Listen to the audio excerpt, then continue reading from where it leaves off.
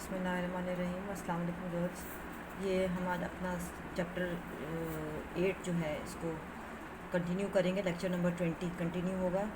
Chapter number 8 minerals ये भी continue है। अभी हमने कल जो किया था वो जस्ट इंट्रोडक्शन था मिनरल्स का, और जनरल उनकी क्वालिटीज़ थी और जनरल उनकी कैरेक्टरिस्टिक्स और केमिकल जो डेफिनेशंस हैं वो थी, प्लस उनके जनरल फंक्शंस थे। आज जो हमने करना है that is the minerals calcium and phosphorus, particularly calcium और फास्फोरस, जो कि ये देखें आपका सीरुल मिकदार मैक्रो एलिमेंट्स हम यहाँ पढ़ेंगे इस चैप्टर के अंदर। और इसकी हमने पहला है कैल्शियम एंड फास्फोरस के बारे में पढ़ेंगे। ये पेज नंबर आप निकाल लीजिए 142। ये देखें 142 पेज है कैल्शियम एंड फास्फोरस, ये मैं आज आपको पढ़ाऊँगा। सबसे पहले डेफिनेशन है कैल्शियम की। Calcium is a mineral that is found in fruits, specially dairy and stored in bones and teeth in our body.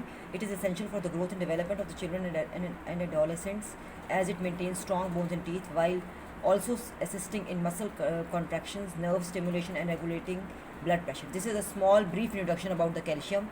Definition क्या है, कहाँ पे होता है, क्या इसका फंक्शन है, what is the why is it is essential, बच्चों में क्या करता है, बड़ों में क्या करता है, और ये क्या सारी की सारी फंक्शंस इसके कैल्शियम के जनरल फंक्शंस क्या हैं, ये यहाँ पे लिखा हुआ है इस पैराग्राफ के अंदर। हाँ जी सर, आगे जी है this is the phosphorus. Phosphorus is a mineral that is a part of every cell in our body. It is found mainly in our bones and teeth. Phosphorus works with calcium and other nutrients to build healthy bones and teeth.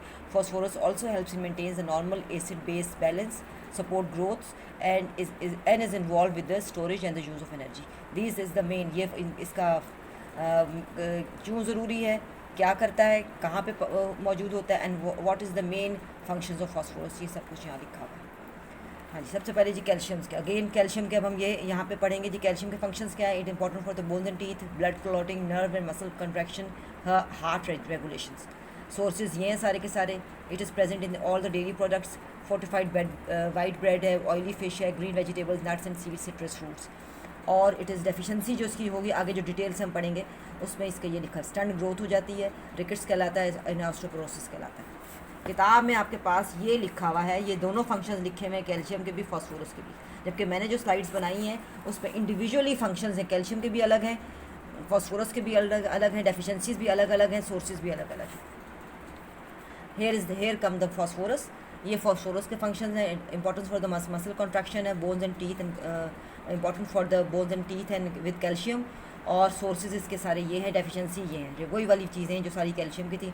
Rarely deficient but cause tiredness and depression. हाँ जी, आगे जी sources आ गए। Sources पहले भी लिखे हुए, अब ये अलग लिखे हुए। ये सारे these are the non dairy calcium sources हैं। किस किस चीज़ में, जो कि नॉन डेयरी का मतलब है दूध वाली चीज़ें, और ये सारी की सारी डेयरी वाली चीज़ें। इसमें देखें दूध जो हम इस्तेमाल करते हैं, ये बादामों का भी हो सकता है, काजू का भी हो सकता है, और ये जो है ये आलमंड का भी मिल्क होता है, और जो हम बफलो का मिल्क यूज़ करते हैं, जिसके अंदर गाय है, भैंस है, चीज़ है, दही है, they are all the different sources जिसके अंदर ये चीज़ें बताई हुई हैं।